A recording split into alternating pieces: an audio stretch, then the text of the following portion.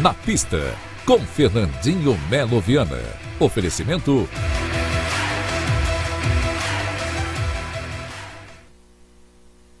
Oi pessoal, boa noite. Chegando a Nacional com convidados especiais. E hoje eu estou muito rouco, então já pedi desculpa. Lembrei do Leonardo, falou assim, toma cachaça que melhora.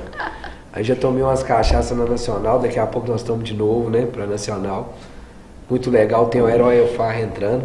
E eu tô com dois amigos que montam, né? Aqui eu falei dentro do primeiro programa, tá proibido pedestre. Então estou aqui com o Sérgio e Luciano, um casal que monta cavalo. Essa aqui da família de Joaíma, isso aqui descendente de italiano, o único defeito de ser cruzeirense, mas vamos deixar isso de lado, né? Porque isso aqui nós vamos tratar de cavalo. E a gente está lá Nacional juntos. E aí primeiro, nessa primeira fase da Nacional, eu já vi coisas acontecendo lá que, como membro do CDT, eu não gostei. E como cavaleiro, muito menos. Exemplo, cavalo campeão nacional castrado, né, tirar 23 pontos numa prova funcional que só tem os exercícios ali de fazenda. Ele não conseguiu, tirou 23 pontos em 140. Ele não conseguiu abrir uma porteira, ele não conseguiu galopar, ele não conseguiu recuar, não deixou o peão montar e não deu passo. Então eu fico pensando, um cavalo castrado serve para quê? Né, além de marchar, para a lida, né? Não é só para chegar e fazer ponto para criador de elite. Então eu chego lá, tem um cavalo campeão nacional castrado que tem 23 pontos. Eu tenho certeza que o filho do patrão não consegue montar e nem o patrão nesse cavalo. Cheguei lá como membro do CDT e falei, gente, está tudo muito errado.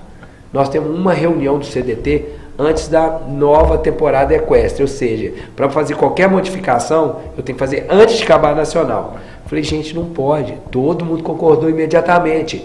Mário da Três Barras concordou, Dona Georgina, diretora, concordou, Henrique, CDT do registro, concordou, Cíntia, presidente do CDT, falou, não pode, entendeu? Então é uma coisa óbvia, mas que está lá.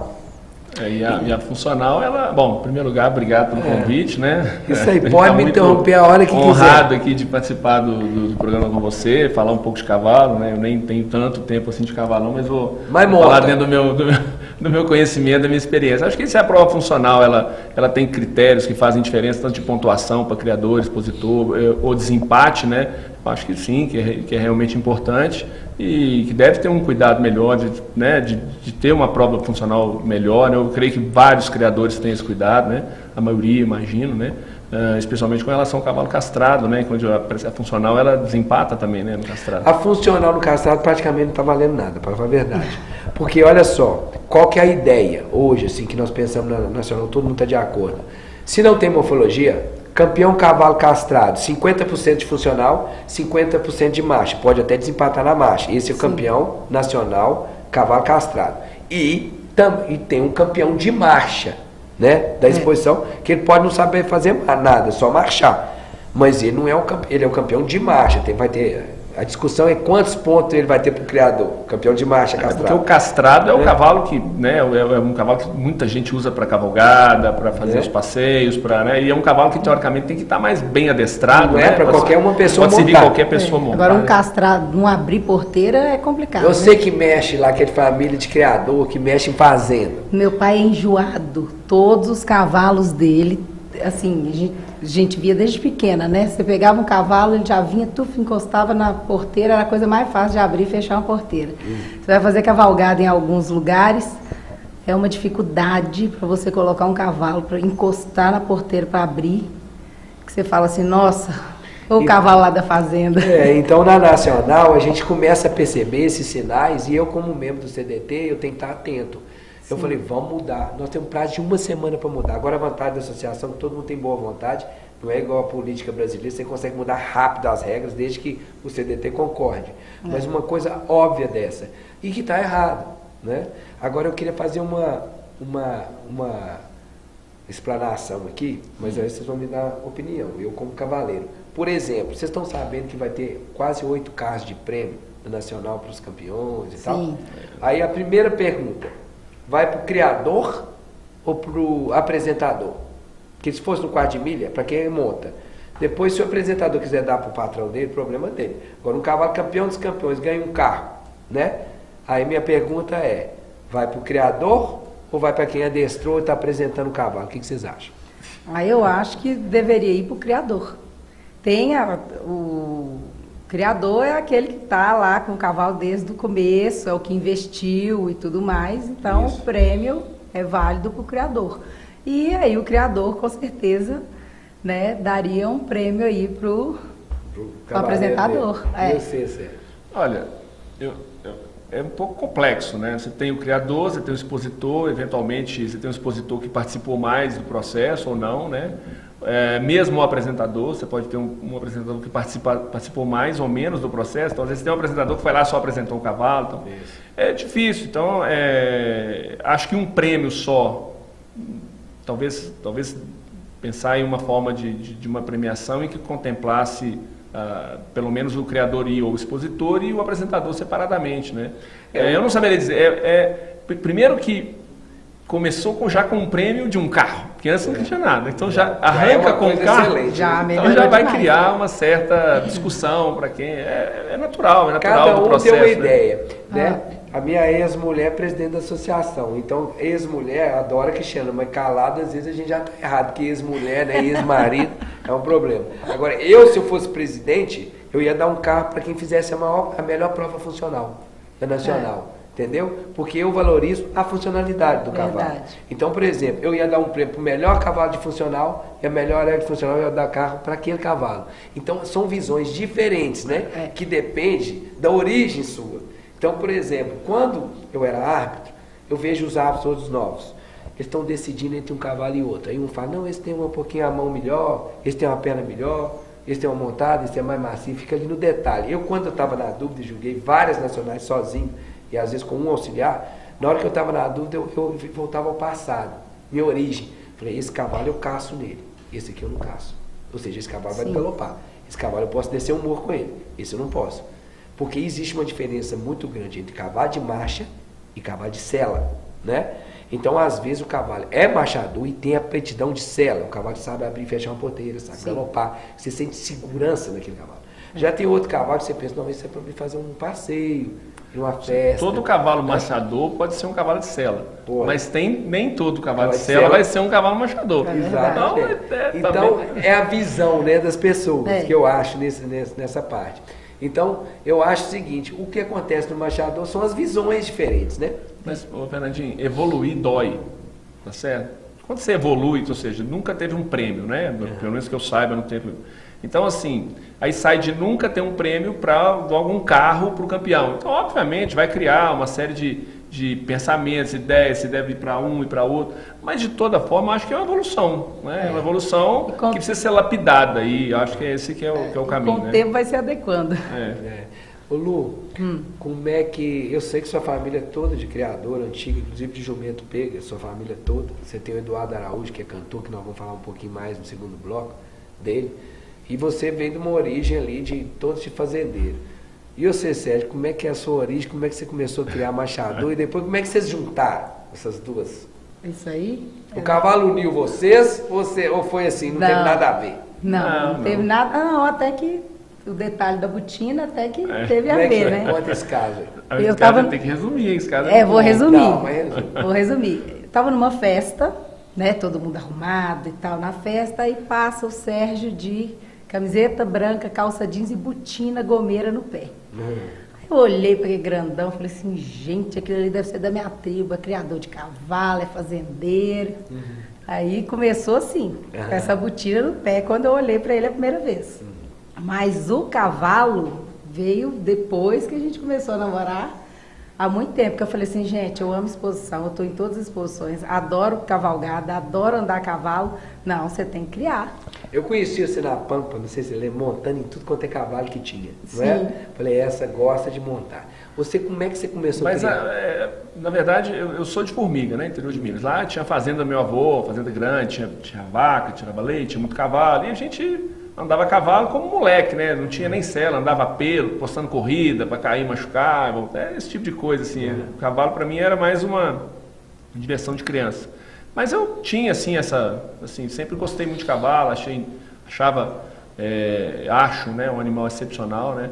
mas nunca tinha tido essa oportunidade, eu nunca tinha tido assim, mais proximidade, né? Aí eu conheci a Luciana, e aí um pouco tempo depois, aí já fui logo para a fazenda dela, e aí a gente começou a criar em mim essa vontade maior e nela também, porque o que ela queria? Ela queria que quando a gente fosse lá para a fazenda, que tivesse um cavalo para andar, que a gente fizesse alguma coisa, então acabou que... Aí um dia lá no Nacional de 2016, acho que na época ainda tinha leilão lá no parque, né? Aí a gente estava lá, ela e o pai dela falaram, esse potro, naquela época, que é bem legal, né? Assim, não sei se faz sentido, mas dentro da pista da Nacional fazia a apresentação dos animais que iam ser leiloados ali na hora. Era ali mesmo. Então passou um potro lá, esse potro, que é um potro fórum, né? Que eu comprei do Vicente. Ele foi pro leilão, aí eu fomos pro leilão e acabei... Não, eu virei na pista, falei com ele, tá vendo aquele potro ali? É aquele ali que você vai começar. Aí deu certo, né? Arrematei o potro e aí começou. E aí... Não, ele não tinha nem estrutura na fazenda para levar o potro, mandou no dia seguinte lá para a fazenda do meu pai. Começou criando aí, assim, na fazenda. O final da história todo mundo sabe, né? Que o cavalo é uma coisa que apaixona, é um animal diferenciado, de criar cavalo, fazer cavalgada, estar com os amigos. Então, e aí, né? Quer dizer, o início, todo mundo quer saber, o final todo mundo já sabe. Mas como é que foi a história daquela primeira égua que vocês compraram? Você comprou? Como é que é? A Ucrânia do Yuri. A gente estava no leilão, e aí apareceu a Ucrânia.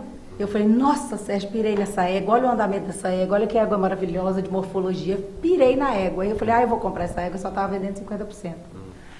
Aí eu falei, não, pirei nessa égua, eu vou comprar. Aí eu ligava pro meu pai, será que eu compro, será que eu não compro? Eu falei, e rolando o negócio, eu falei, dei o lance e comprei. Aí passou um tempo, tinha um outro sócio, né? É que nós compramos, ela comprou 50% do Yuri, né? Aí o Sérgio não aguentou, foi lá, procurou outro sócio, comprou, virou meu sócio. Já que ela comprou a égua, falei, então vamos ficar com a égua, né? Nós dois, ficar com a égua 100% nossa, levar lá para casa e poder começar um trabalho de criação com ela. Então essa foi a primeira égua que a gente comprou, né? De onde a gente partiu a criação, foi essa, a Ucrânia do Yuri, que é uma filha do Tigrão Café, né? Certo. E aquela que eu mais gosto, o seu criatório é baseado sempre na tropa do Yuri, como é que é? Na verdade, não é que é baseado na tropa do Yuri. Eu tenho, na verdade, eu criei uma afinidade muito grande com ele, né? Ele é um cara que me ajudou muito, nos ajudou muito no processo nosso no início, na seleção. Eu me aconselhava às vezes com ele. Então, no início a gente teve uma proximidade muito, até hoje, né? A gente tem alguns animais em parceria, em sociedade, mas é mais nisso. Mas também porque eu sempre, quando eu entrei, comecei, eu estudava um pouco, olhava, eu gosto muito do galante expoente, né? Para mim um cavalo, em termos de como reprodutor, para mim é um cavalo excepcional, né? Então, assim, baseado no que eu vi, no que eu estudei, e na minha opinião, né? Eu falo que o Manga Larga, se tiver 40 mil sócios, tem 40 mil opiniões. Então, cada um pode ter a sua, e é válido, é saudável, e todo mundo, né, compartilha. E o Sérgio, quando ele entra em alguma coisa, ele estuda muito. E aí ele começou a estudar os cruzamentos, a genética, e foi montando isso lá em casa. E aí o que eu falei com ele na época? Eu falei, Sérgio, criar cavalo para ter na fazenda, isso aí meu pai já tem. Só que meu pai já cansou de levar cavalo em exposição, cansou de exposição, hoje ele curte lá. Eu falei, nós vamos criar para levar para exposição, porque eu gosto dessa mexida. Certo. Né? Mas é um processo longo, né? Eu sabia que era um processo longo. O cavalo é um processo que eu considero que você, para ser criador, e não importa assim, o tamanho que você é, dizer que você tem um criador pequeno, grande, talvez pela quantidade de animais você possa diferenciar, mas eu não acho que existe o criador grande ou pequeno. Se você tem um projeto, se você acredita que você, na seleção, você vai conseguir ter animais de muito grande capacidade de macho, ou que seja, né, de animais excepcionais, é um processo de evolução, né? De evolução, você precisa fazer seleção, não tem outra forma, né? Mas me fala uma coisa, por exemplo, da tropa do Yuri, essa mais nova, eu conheço mais a parte mais antiga. Eu acho que na parte mais antiga do Yuri eu devo ser uma das pessoas que mais conhecem. Como árbitro, julgando os animais dele, pra vocês terem uma ideia, eu estava relembrando com ele ontem, nós estávamos tomando uma, estava eu, o Yuri, Flávio Gutierrez e uns amigos em comum. E aí eu falei, Yuri, você lembra a primeira vez que você foi fazer um curso, ele montava numa época que chamava Florinda. Então eu sou da época do Yuri novinho, montando na Florinda. E aí eu tava dando uma aula de equitação na Morada Nova, falei, gente, um animal para ceder a nuca, você tem que descontrair o cavalo. E aí eu comecei a dar aula, daqui a pouco eu tô vendo o Yuri parado fazendo uma massagem na nuca da égua, e novinho. Aí eu falei, ô Yuri, o que você tá fazendo? Tô descontraindo a égua, ele tá fazendo massagem na nuca. Ou seja, uma coisa que era pra fazer descontraindo o maxilar, ele tava fazendo massagem, mas foi um motivo de gozação. Então eu sou do Yuri dessa época. Alguns animais dele, quero só relembrar, ficaram muito famosos na época que eu dava assistência, primeiro como árbitro. Por exemplo, eu adorava uma tal de Ilustrada dos Cravinhos que eu tinha. Comigo, ela sempre ganhava. Porque na hora que eu montava naquela égua, sabe ela me chupava na cela, entendeu? Ela me conquistava. Né? E aí ela ganhava comigo em tudo quanto é lugar. E o Beto, que era o gerente do Marcelo Tocha hoje, é que montava. Então eu tive essa relação. Mais tempo depois, quando eu parei de jogar, e aí dando assistência, a Sapucaí do Porto Palmeira, por exemplo, ela foi uma égua, que é uma curiosidade, que ela veio com o Yuri, campeã dos campeãs. Ela veio com o Yuri com a língua cortada. E naquela época, língua cortada não tem jeito de arrumar a boca. Aí o Neguinho, estava chegando o Yuri, que é um peão muito famoso, falou, Neguinho, larga a mão dessa língua cortada, vamos trabalhar a égua para mim ver como é que ela vira.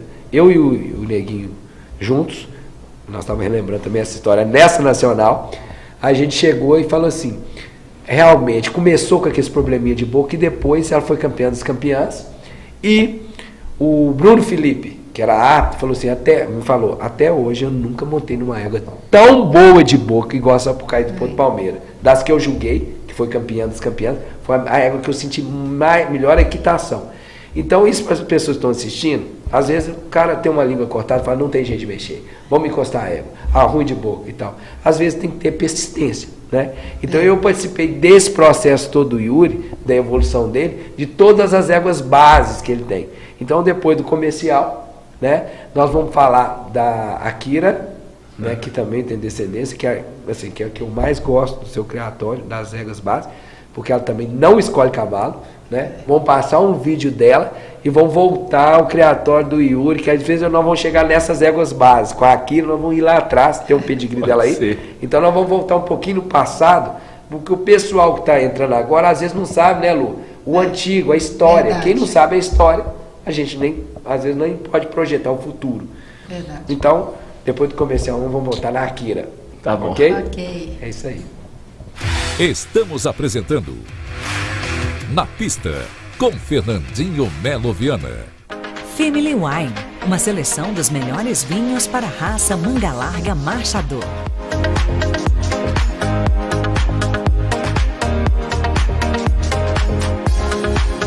Conheça nosso estande e saboreie a diversidade dos vinhos nacionais e internacionais. Family Wine, os melhores vinhos para os eventos do Manga Larga Marchador.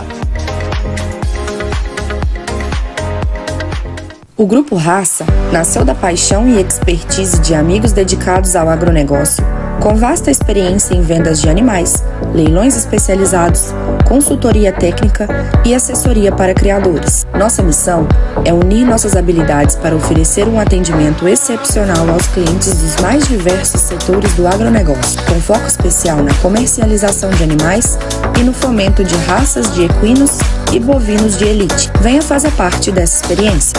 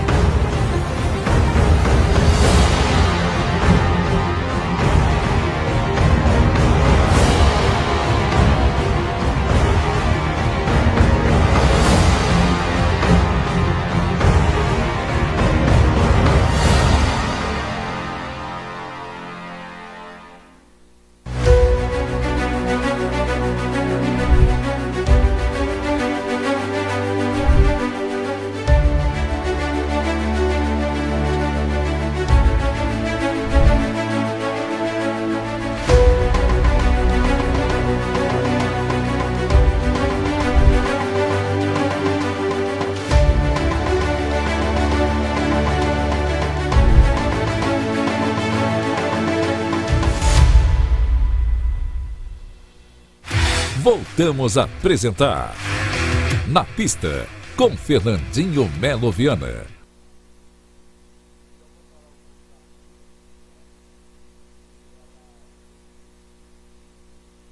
Vamos ver se eu chego lá no fundo do baú. A Akira foi um dos primeiros embriões que a gente adquiriu do Yuri, né? Ela é filha do Vettel do Yuri, na selada do Yuri. A selada do Yuri até a gente veio a adquirir ela depois também, a mãe dela. Né? E o Vettel é filho do Galante. Vettel é o Galante, com né? qual ego, você lembra?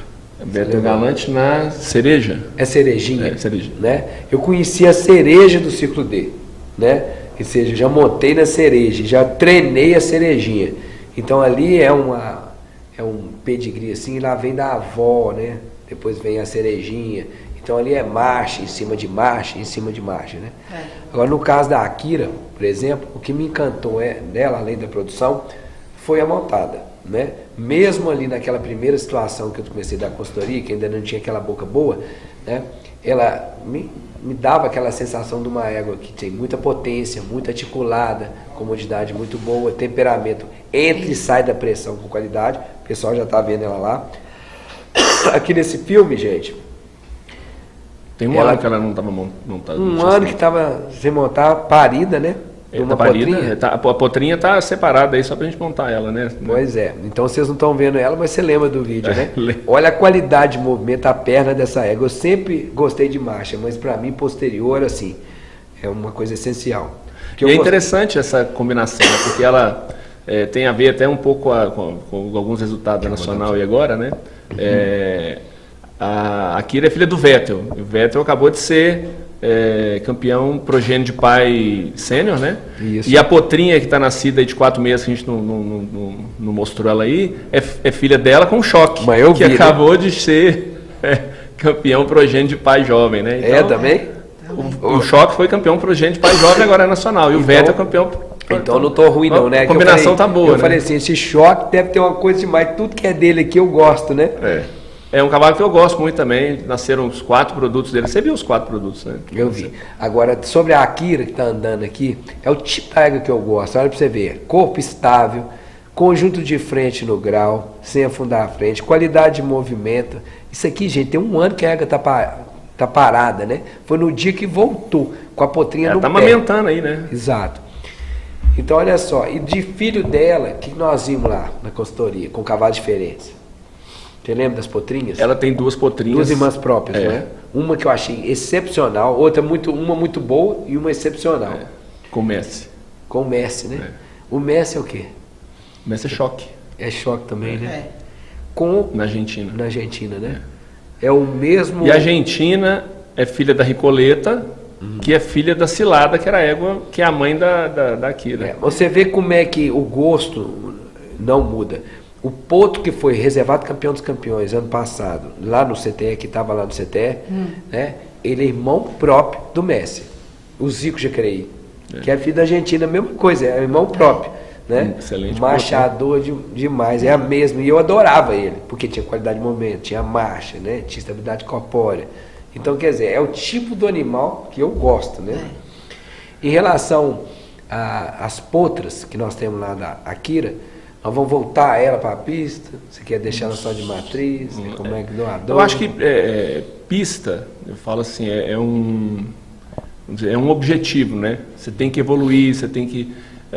e aí você fazer puxado aí, então, que é mais complexo ainda, né? Precisa de estrutura melhor, você precisa de... Então, assim, a princípio, a gente nunca, ainda não fez pista, assim, para falar que fez pista. A gente vai começar a fazer pista agora em agosto, né? Com as éguas você está treinando lá, né? Então, assim, já é um grande passo para a gente fazer pista montada, né? Um passo gigantesco, né? Depois de 5, 6 anos já de criação, né?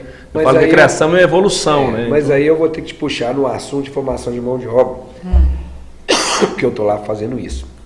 Você resolveu investir num prata da casa. Muitas vezes a pessoa, por imediatismo, quer pegar um peão de fora, que às vezes dá um resultado mais rápido mesmo, né? Em relação ao Juan, que deve estar nos assistindo, né? Eu vou passar no próximo... Que tá até ele que estava montando a égua aí também, né? No próximo programa, eu vou começar sobre doma, né? Porque o meu programa vai ser sempre um programa técnico. Tem caos, né? Mas é um programa técnico.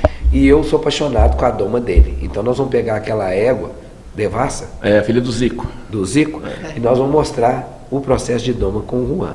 Dessa vez nós não vamos poder passar, porque o programa fica muito grande. Sim. Então, essa parte de formação de mão de obra, que você está querendo, é um investimento que você está fazendo a longo prazo.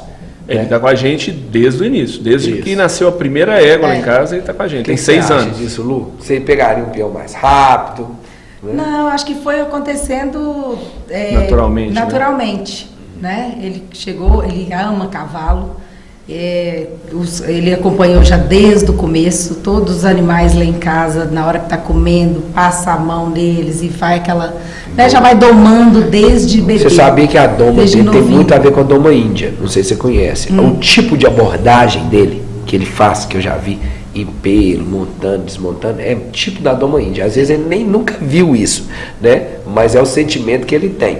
Então não é uma doma de mula, daquele negócio de bandeira, negócio de corda. Mas eu acho que tem um pouco a ver com o tamanho também do que você tem, da quantidade de animais. Então a gente lá em casa faz isso. Todo potro, os potros que nascem, depois que vem para comer na lanchonete, faz ali, mexe com eles, passa, começa a fazer, tirar como fala, tirar... As cócegas. As cócegas. A gente chama na doma de sensibilização. Diminuir a sensibilidade, a gente costuma... É um carinho, ele conversa com os animais. Iniciar, botar o potro no cabeça, praticamente todos os animais, mas eventualmente nem todo mundo tem condições de fazer isso, né? A gente, pelo nosso tamanho lá, que não é não tem uma quantidade muito grande, a gente pode fazer isso com todos os animais. Então todos os animais eles vão passar num cabresto, eles vão ter um acesso ao cabresto, eles vão rodar no redondel, eles vão, né? Eu acho que fica também uma forma até de você estar mais preparado para mostrar o animal, né? O animal está um pouco mais solto quando você vai mostrar e não está ali meio preocupado, chateado. Quando já está na idade de montar, a gente fala, Juan, passa a perna. O cavalo tá mansinho. Ele tem um dom mesmo. O meu desafio lá é transformar um doador em um apresentador. Sim. Sabendo que a iniciação é o mais importante para você chegar no pódio. Se eu te dou 1000 exemplos aqui, a pessoa às vezes está preocupada com o acabamento, mas o que pega é o básico. Né? Então eu acho muito fácil eu pegar uma pessoa que tem o dom e transformar ele num cavaleiro de pista. Você já reparou como é que ele está montado? A montada dele já está diferente? Tá. Mas aí é até um contexto, né? Porque hoje lá a gente tem ele, que é o nosso montador, né? Quem é o tratador e que cuida dos animais no dia a dia é o Djalma, que também faz muito. Então todo mundo faz esse trabalho junto. Que é pai dele e quem ajuda na parte de estar cabresteando e trabalhando um pouco os potros é o irmão dele. Então, nós somos uma família completa, pai, filho e o do irmão, entendeu? Verdade. Agora, em relação à preparação para a pista, agora no segundo semestre nós já vamos começar a sair, né? Tem uns animais lá que tem um potencial que eu acho, na minha opinião, muito bons. Então nós temos que ter um pouco de paciência para ele conseguir tirar o potencial desses cavalos, né? Que eu tenho certeza que a fase básica ele consegue. Sim. Mas essa fase do intermediário para o acabamento, né? Nós estamos ali, eu estou tentando dar as informações que ele precisa para a gente conseguir virar esses animais na pista, né? Sim. E às vezes o criador tradicional, que está mais investindo, ele fala comigo, eu não tenho licença para isso não. Né? Eu já quero um peão top de uma vez, já quero uma pessoa para fazer o negócio virar. Né? Em relação à formação de mão de obra, se todo mundo pensar desse jeito, né? Como é que nós vamos fazer? Mas eu acho que também passa muito pelo projeto. Né? Então, a gente não começou a criar com o projeto de já sair, comprar uma égua para levar para a pista, a gente começou um projeto de criar, de ser criador, criar os animais, produzir, criar, então tudo faz parte do projeto. Então a evolução dele lá como montador, a nossa evolução em termos de animais, evolução em termos de melhoria da genética, do potencial dos animais para poder fazer pista ou não. Então é um processo que veio caminhando junto. Né? Você comprar um cavalo já pronto, colocar na pista é muito fácil. Não é fácil também. Não, muito fácil. Eu tô falando, você não tem esse processo todo, você já pegou ele pronto. Sabe o que eu quero? Eu tenho uma parte do meu programa que vai ter para frente, vai ser um blog que vai chamar Ilusão. Tá? A ilusão é assim, é tudo que eu acho que o criador acha que vai, mas não vai. Sim. Então o cara compra um animal com potencial muito bem explorado, com o peão top de um aras. Então ele acha que quando ele transportar esse cavalo para o aras dele e está com o peão com um nível abaixo, que o cavalo vai manter. Então o cavalo vai cair. né? Então, se a gente não tiver uma capacitação de mão de obra, pelo menos para manter aquele cavalo em alto nível, ele vai cair. Porque o cavalo, ele nivela no nível do cavaleiro, né? Então, se ele estiver abaixo do nível cavaleiro, ele vai subir. Se ele estiver acima do nível cavaleiro, ele vai baixar. Então, esse processo de capacitação de mão de obra, né, é muito importante exatamente para você comprar um animal bom, um embrião bom e ele virar. Porque eu costumo brincar, mas é uma brincadeira séria, tá? Nesse quadro de ilusão. Se você nasce um Pelé lá dentro da sua casa, mas quem monta é Fábio Júnior, que não é ruim, é um atacante bom, que é do América, do seu Cruzeiro lá, né? Acho que foi do Galo também, né? Foi. Um cara bom, boa pessoa, ele não é o Pelé, ele vai nivelar, né? Então, muitas vezes, ganha na Nacional um cavalo que não tem tanto potencial, mas que está muito bem treinado. Tudo é o treinamento, né, eu acho também que passa muito pelo processo de capacitar o criador, sabe? Quando eu me associei, a primeira coisa que eu fiz, que eu sabia que tinha, foi o curso de associação. Eu fui lá fazer o curso de associação, fiz lá 2 ou 3 cursos de associação. Então, fui lá... curso teórico e depois prático, nós fomos lá até para o Aras do Capim Santo, né, que é o Marcelo Araújo, que é também um grande parceiro, é um cara que participou muito do início a gente tem 2 éguas de parceria com ele, né? Coincidentemente, a égua a gente tem parceria com ele, é filha do Titânio Elfar, que eu tenho um pedacinho, junto com o Vicente, que é outro, Vicente Araújo, que é outro grande parceiro, né? Coincidentemente, a mãe dele era minha, né? Mas então acho que passa muito por isso. Eu comprei no Pasto, né? Vou contar o caso, certo? Estava voltando uma exposição com o Luiz Maciel. O Luiz Maciel estava cansado, e eu acordei cedo. Aí estou vendo a tropa dele lá, e ele estava dormindo. Eu falei, qual que é uma égua lazã que está num pasto ali, uma potra? Eu falei, é égua, não sei qual é a égua não. Eu já tinha montado ela em pelo, com 18 meses de idade. Depois pergunto para o Luiz Maciel. Aí sentei no café com ele e o pai dele, falei, aquela puta, eu quero comprar ela, vai ser minha, aquela puta.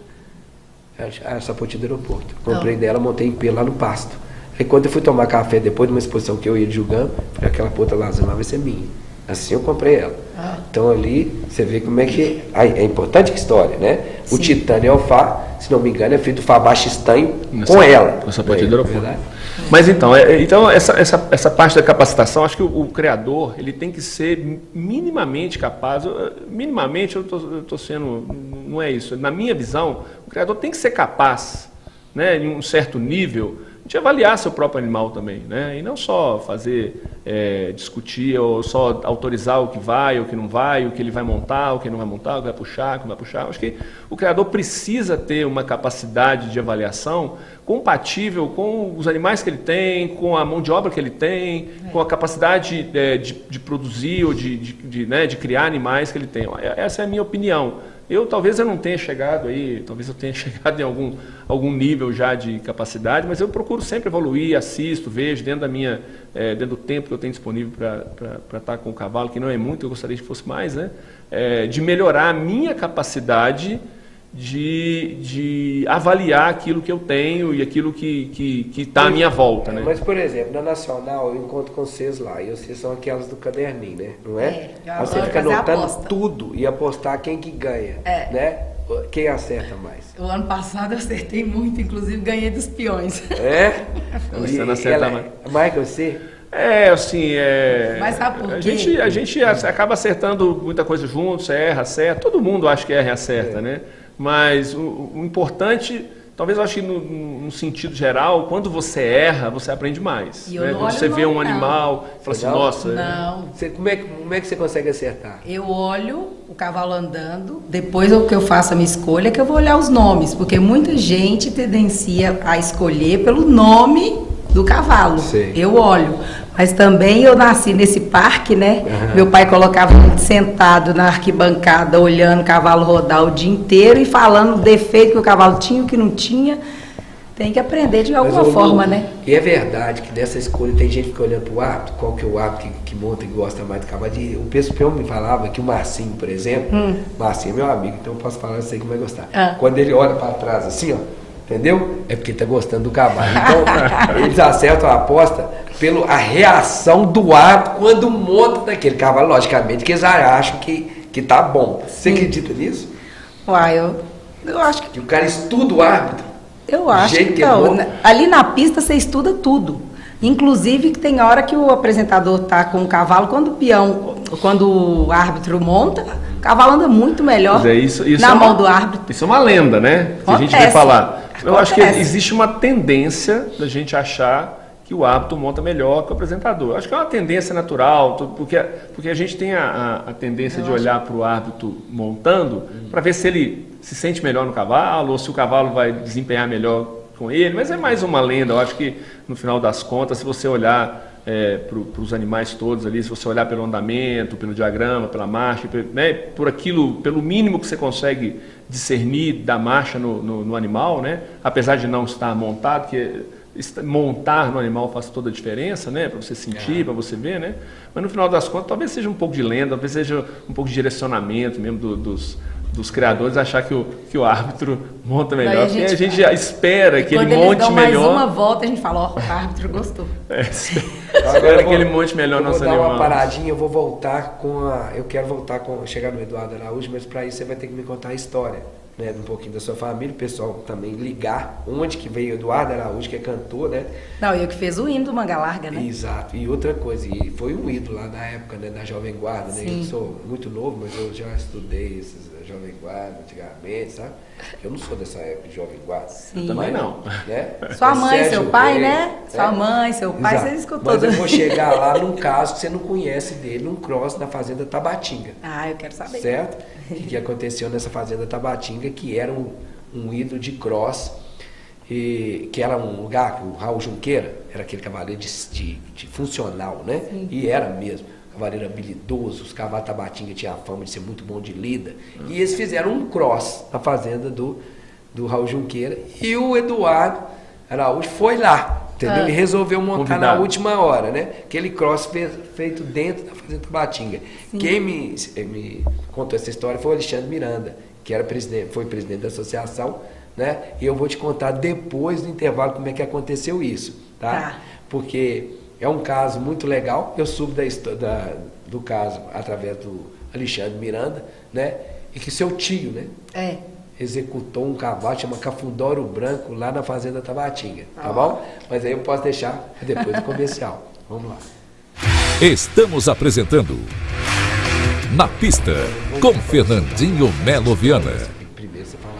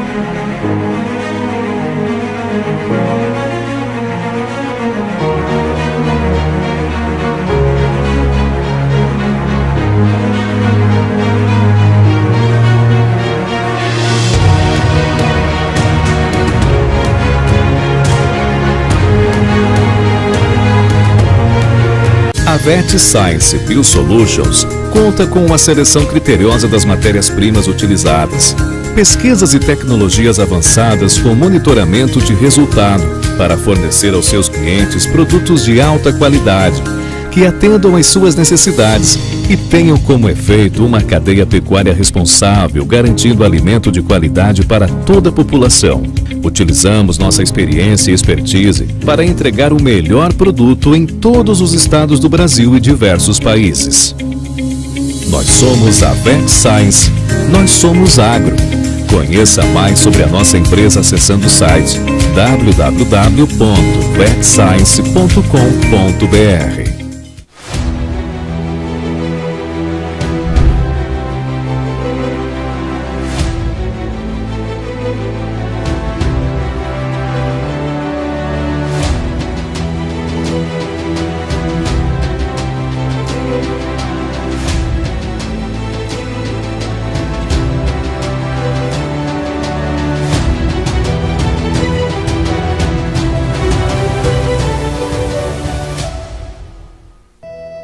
do que estar perto é estar junto, aprendendo com cada gesto, entendendo cada sinal, evoluindo para ser ainda melhor, garantindo qualidade e mantendo o capricho em cada detalhe, vivendo para ultrapassar obstáculos, facilitar o manejo, a lida do campo e, especialmente, alcançar a sua satisfação.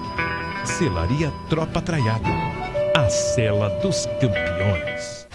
Voltamos a apresentar Na Pista, com Fernandinho Melo Viana. Então, Lu, falei sobre sua família, mas eu quero que você saber o parentesco. Vai lá nos Araújo, lá do norte de Minas, Jequitinhonha, não? Norte de Minas, Joaíma. Vale de Jequitinhonha, Minha avó, né, de lá, Maria Oliveira Araújo, criadora de muitos anos do Manga Larga, praticamente só ser fundadora, né? O número dela era, da associação, 180 e poucos. Muito no começo. E aí meu pai também, criador antigo, também é 248 o número dele.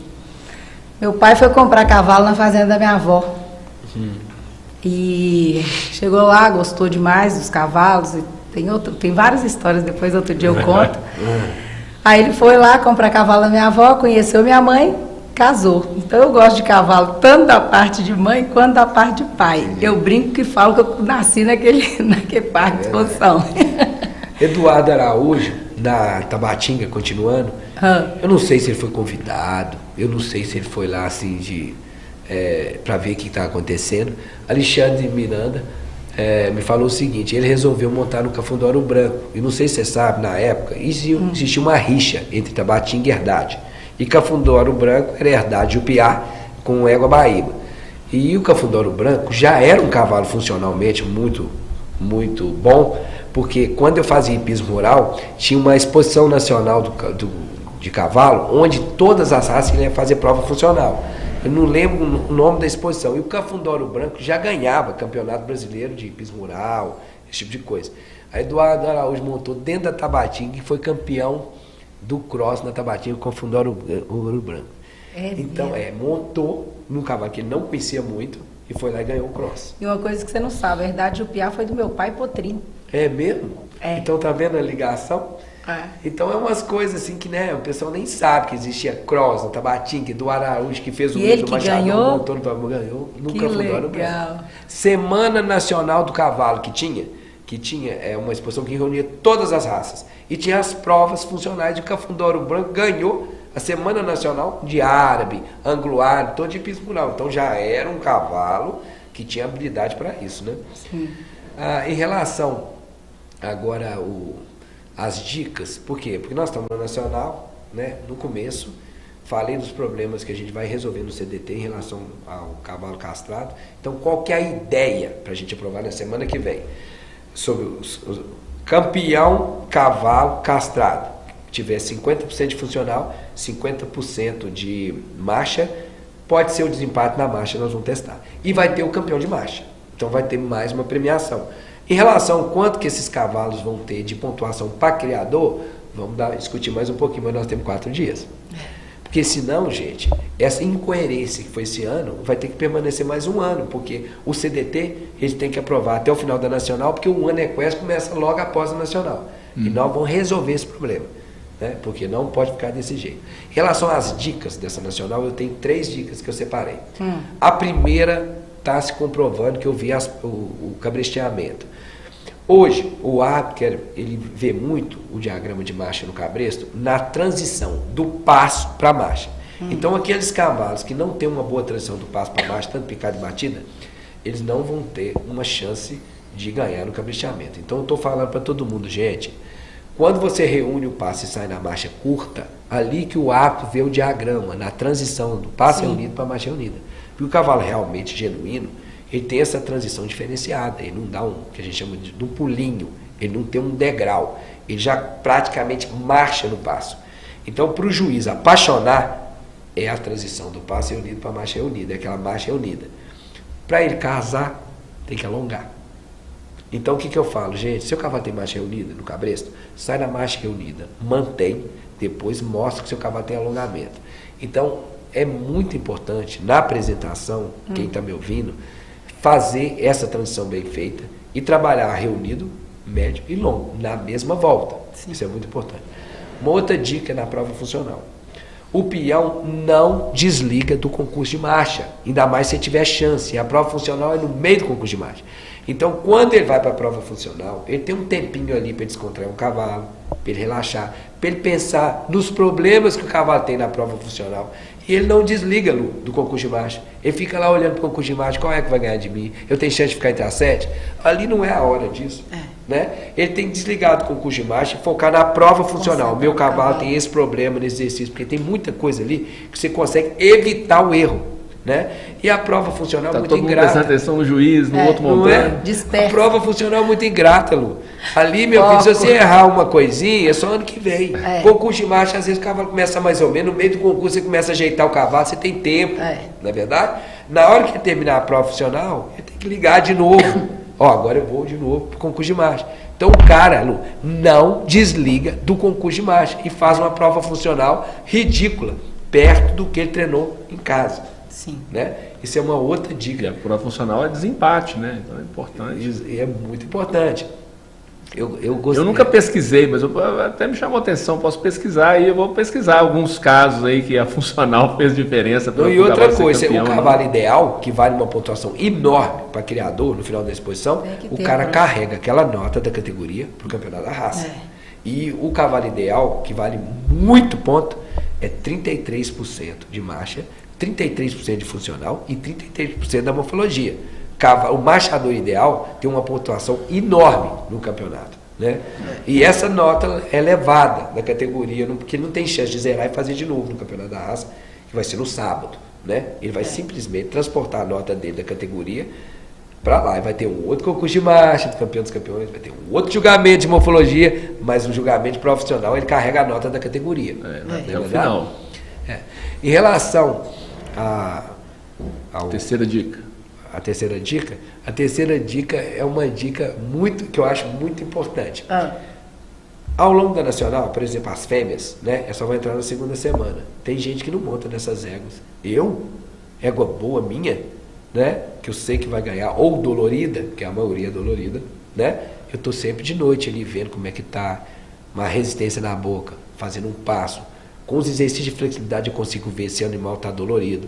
Outra coisa, aquela baia lá, o animal fica 15 dias ali dentro daquela baia. Muito estressante para o animal. Né? Então é muito importante você trabalhar dentro do possível, que aquelas pistas lá de aquecimento são pequenas, de madrugada, de noite, fazer o relaxamento, os exercícios de flexibilidade, olhar alguma dor que está sentindo, passar para o veterinário. Né? Então, o dia a dia ali de noite na exposição, montaria do animal, descontração, relaxamento, exercício de flexibilidade, combate às resistências localizadas, para um cavaleiro profissional é muito importante. Tem que existir, né?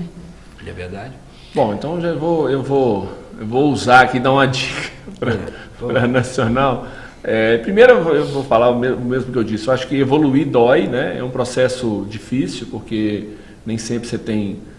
se unanimidade já é uma coisa impossível de pensar, a própria maioria às vezes já é complexo, mas em termos gerais eu acho que tudo vem evoluindo, né? E é natural que haja desacordo em algumas coisas, enfim, e é uma coisa que tem que se discutir, tem que levar e tem que chegar no que é melhor para a raça, para os criadores, para os animais especialmente, né? Mas eu daria uma dica assim mais técnica, né? Como criador. Técnica em relação ao evento, não em relação a quem sou eu para dar dica técnica do cavalo, né? Mas em relação à dica, o que eu diria é o seguinte: eu como criador, quando vou para lá, eu e o Luciano, a gente vai todos os dias, absolutamente todos os dias, né? Mesmo que não todo dia, o dia inteiro, todos os dias, né? Mas a gente procura ir um pouquinho todos os dias. E a gente presta muita atenção nos campeonatos, né? De marcha. E no final, é muito importante a gente escutar as considerações dos árbitros, né? Para mim é muito importante, você aprende, você escuta, por mais que às vezes você pode não entender alguma coisa. Você compara um cavalo com o outro. Faz a comparação, né?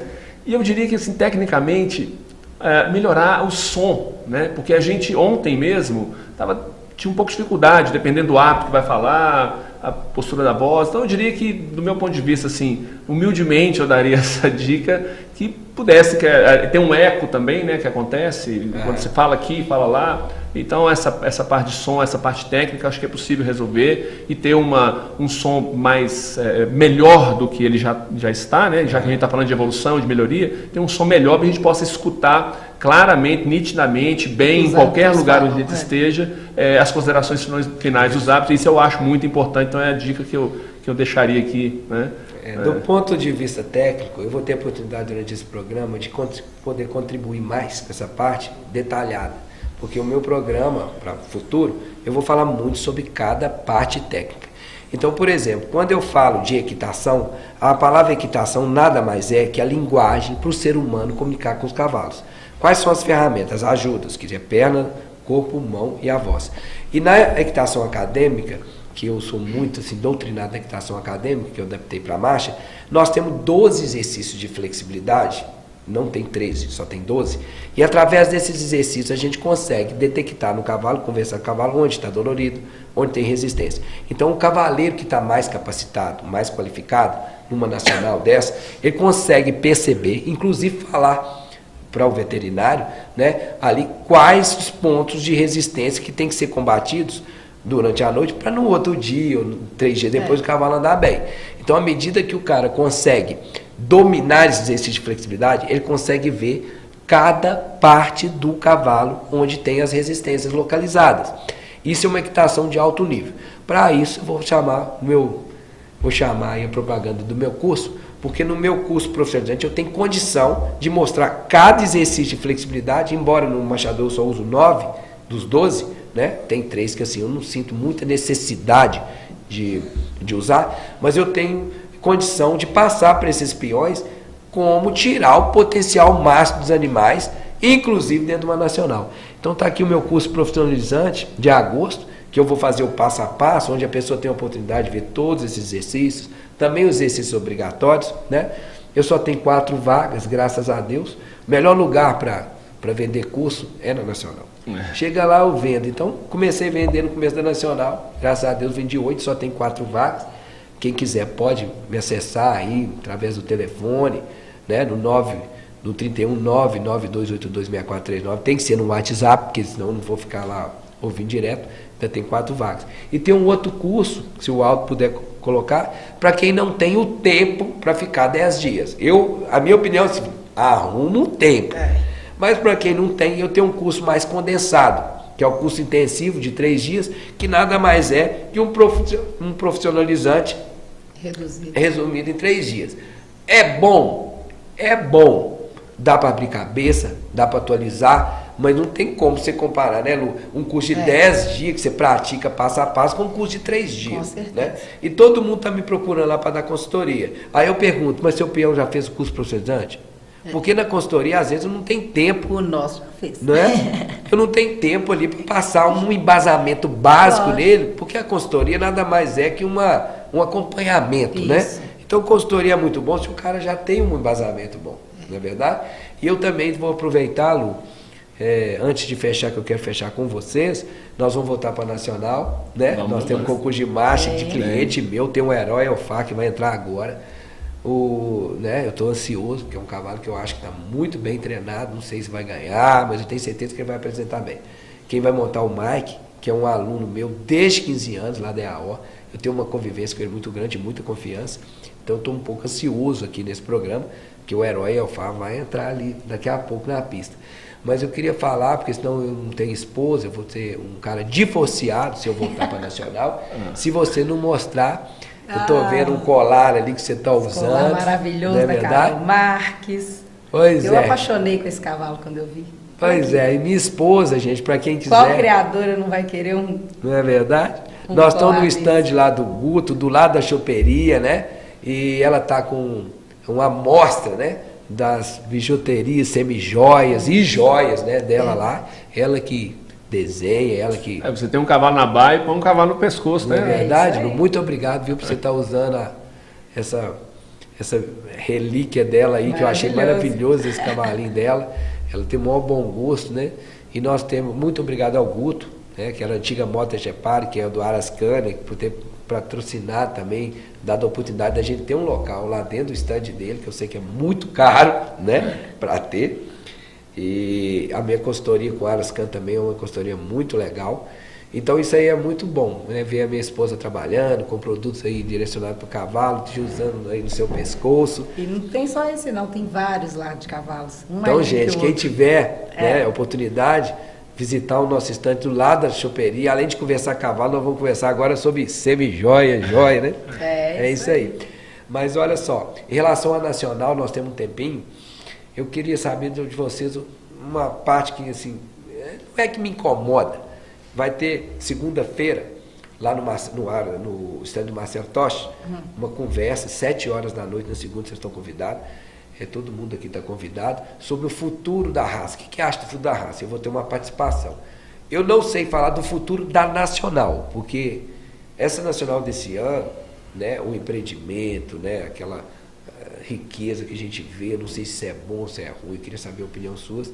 Né? Eu sei falar sobre o futuro que eu acho da raça, eu não sei falar sobre o futuro da nacional. Para mim o futuro da nacional está incerto, em termos das inscrições, né? Quase 5 mil cavalos que foram classificados, né? Que não puderam entrar na nacional. Aquela parte que você comprou camarote, uma parte do camarote, né? Do valor que você tem que investir para ter um espaço reservado ali na nacional. Então a primeira pergunta que eu fiz para a Cristiana no primeiro programa, né? Eu falei assim, aonde nós vamos chegar nessa nacional, você sabe? Né? O que vocês acham, vocês dois? Sobre a nacional do ano que vem, futuro?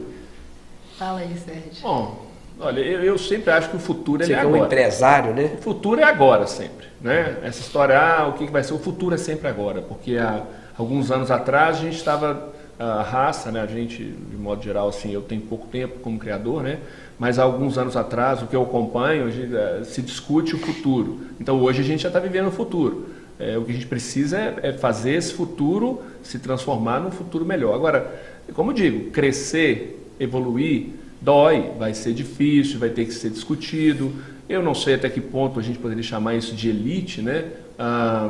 Eu acho que passa muito mais, na minha opinião, passa muito mais pela cabeça dos criadores, sabe? Eu acho que o criador ele tem que ter em mente o que ele quer. Ele quer ter um cavalo porque ele ama o cavalo, então ele quer ter um cavalo numa baia, ele quer fazer cavalgada, ele quer criar porque ele quer fazer seleção, ele quer ir numa pista, ele quer... Então, por exemplo, eu gostaria, eu crio porque eu quero estar naquela pista da Nacional. Né? Nós vamos estar no que vem, se Deus quiser. Tomara, subir a rampa. E são anos de trabalho, de evolução, para você colocar um animal seu ali dentro. Né? Então, assim, a gente não fez a opção de... eventualmente como na elitização, ir lá e comprar um animal, né, de valor mais alto para poder colocar ele ali numa pista daqui 6 meses, no outro. Não, a gente fez um projeto de criação, esse é o projeto que a gente tem. Se a gente vai chegar lá, tem tudo para chegar, mas dentro dessa perspectiva. Então, esse processo que as pessoas chamam de elitização, na minha opinião, passa muito mais pela cabeça dos criadores em geral. Então, precisa ter a mentalidade do que ele quer de projeto, né? Então, eu não me julgo no nível da elite de cavalo em termos financeiros ou de tropa, mas eu tenho um trabalho que me permite, e eu tenho certeza que vai nos permitir chegar lá, né? Talvez demore um pouco mais, custe muito menos, mas é baseada num trabalho de seleção, um trabalho de aprendizado, né? Então, são muitos detalhes, né? E você discutir os detalhes da raça, para depois você juntar tudo vamos dizer, você imagina o tamanho da Bíblia, né? Eu acho que o manga larga é mais ou menos a Bíblia, né? Você vai lendo. Mas, Lu, em relação à queixa muito grande, agora de inscrições, muitas pessoas ficaram fora do Nacional que estavam classificados, e nós temos um problema gravíssimo, eu como membro do CDT, de como selecionar essa tropa para a Nacional do ano que vem, que hoje em dia é uma coisa quantitativa. Então tinha 5 mil cavalos, a gente já sabe que na Gameleira só cabe 1.800. Sim. Nós estamos discutindo um processo agora novo para a gente ver como que vai ser essa classificatória para a Nacional do ano que vem. Tem também aquela discussão sobre separar a Nacional, ter picada e batida, né, separada. Eu não tenho uma formação, assim, uma opinião formada se tem 2 nacionais, picada e batida, ou se o primeiro turno tem que ser de picada, o segundo de batida. Ou se tem que ser diferenciado mesmo a nacional para picada ou a nacional para batida? O que você acha? Qual que é a sua opinião? A picada é muito forte no norte, né? Norte, nordeste, o pessoal gosta muito da picada, né? A batida já vem mais aqui para o sul de Minas, aqui para São Paulo, mais para o sul. Vai chegando uma proporção que vai crescendo demais, e isso aí eu acho que futuramente tem que ser dividido. Eu acho que melhoraria, assim, como um todo, né? Por exemplo, Sérgio, hoje, uma ideia que eu vejo mais em consenso, quando eu olho diretoria, converso com a diretoria, converso com os peões, converso com os criadores e converso dentro do CDT e converso com as organizadoras, que nós tínhamos que ter um processo qualitativo para esse animal entrar no nacional. Então, a ideia que eu vejo mais, assim, que está mais ascendente, é a gente, classificar as exposições em nível. Quem faria isso é o árbitro. Então, às vezes, tem uma exposição em São João del Rei, que tem 80 animais, tem um nível, 100 animais, tem um nível maior que uma exposição de 220, dependendo também da região.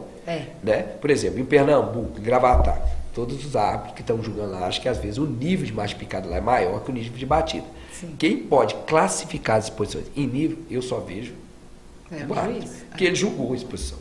Então, a ideia era assim, o cara julga uma exposição em Pernambuco, o nível de picada foi nível 1, batida foi nível 3. Então, aquele cavalo que foi campeão, reservado, o primeiro prêmio lá, ele tem uma pontuação, e ele vai, né, somando essas pontuações ao longo das exposições que ele participa. Então, quando chegar ali no mês de maio do ano que vem, então o que acontece? Cavalo tal tem 200 pontos, de acordo com as exposições que ele frequentou e o nível de exposição que ele frequentou. Sim. Então, era assim, por exemplo, primeira leva de cavalos que tem acima de 200 pontos. Esses já estão inscritos. Segunda leva, cavalos que tem de 150, 100 a 150 pontos, né?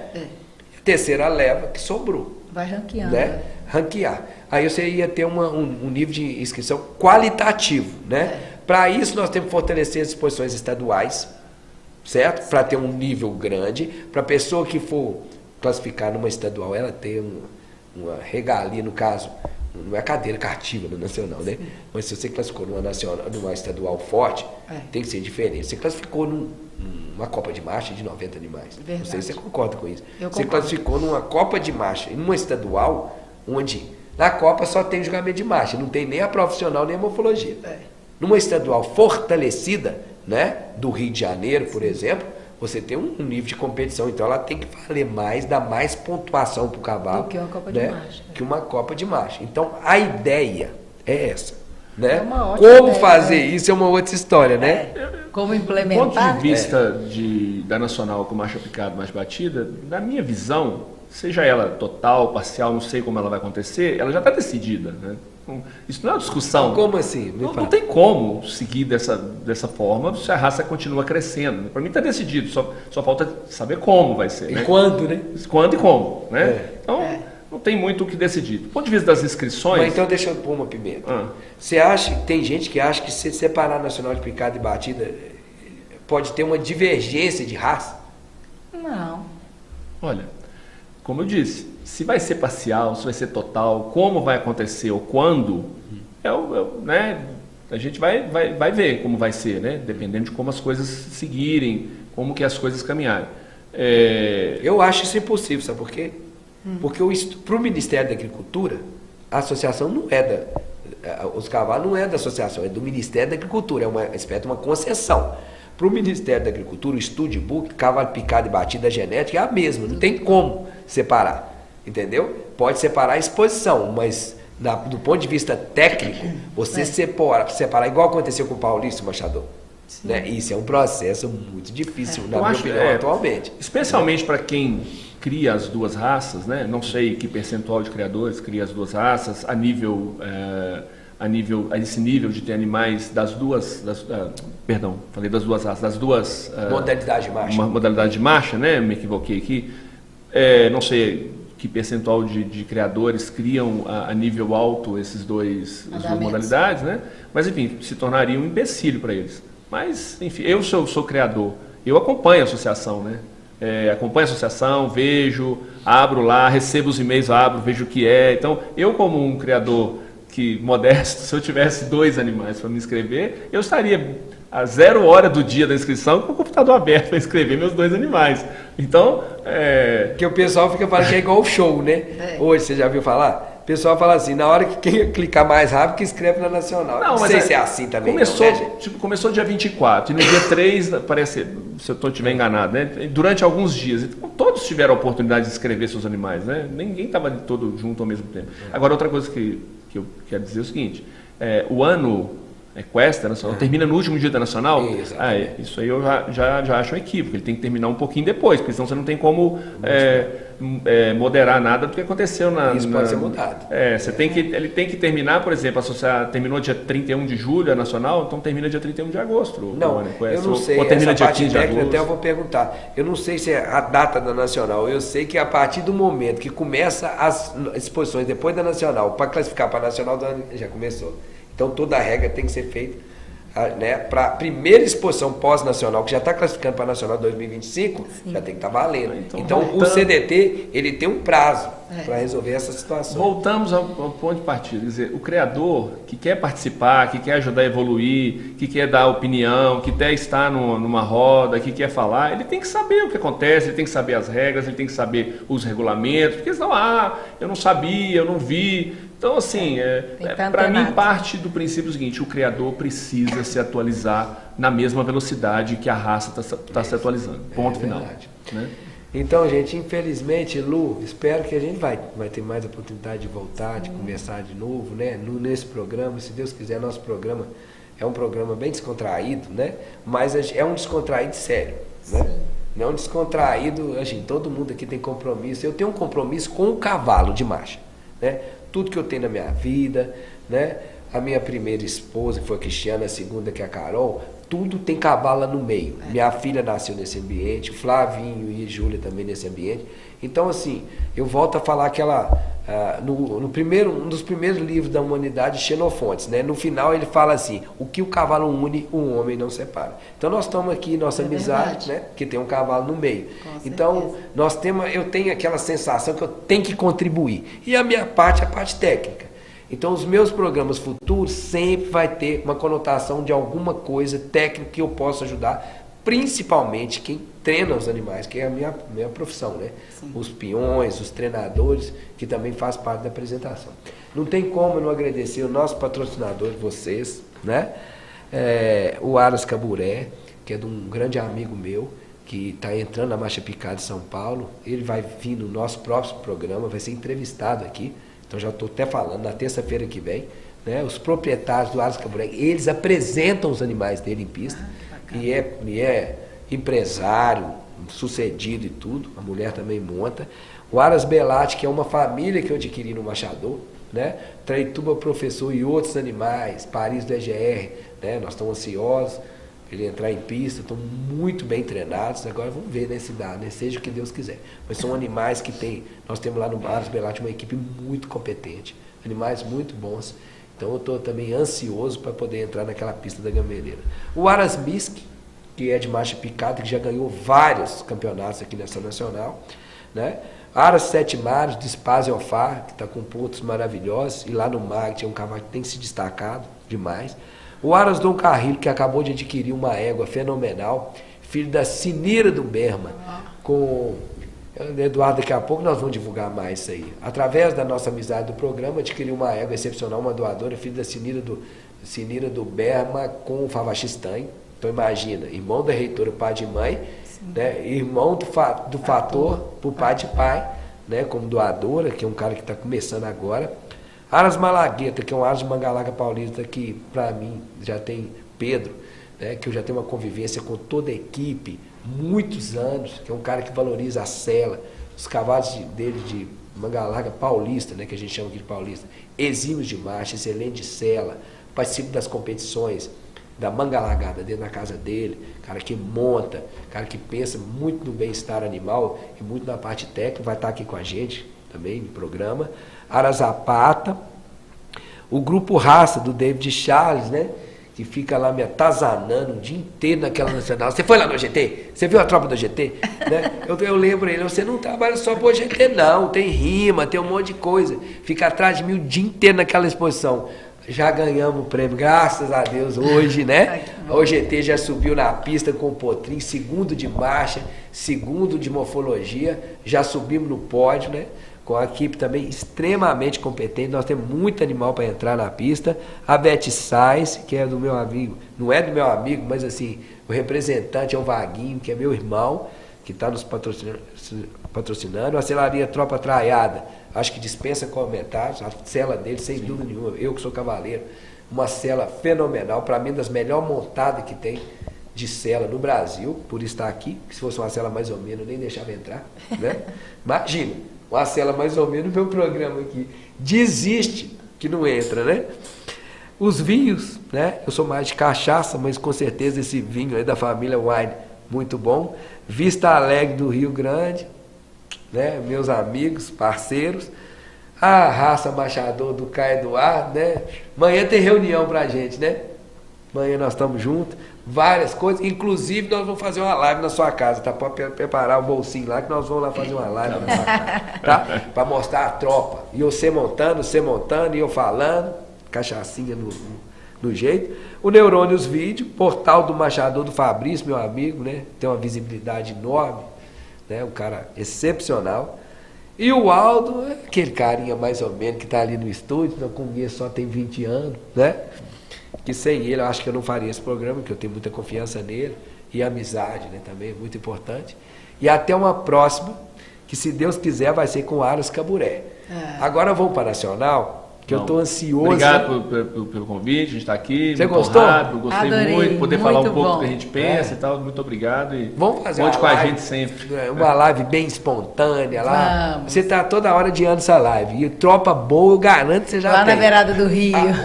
Nós temos que capacitar o Juan mais, né? Para o Juan ficar melhor ainda para mostrar o potencial da sua tropa. E num lugar feio, né, Lu? Que lugar feio, na beira do Rio Grande, aquela maravilha lá, tomando uma cachaçinha. Se Deus quiser, não foi esse ano, mas vai ser no outro ano, mas nós vamos fazer essa live. Vamos fazer. Beleza? Tá bom. Muito obrigado, Lu. Eu que agradeço, querido. Obrigadão, tamo junto. Obrigado, pessoal. Até terça-feira. Boa noite.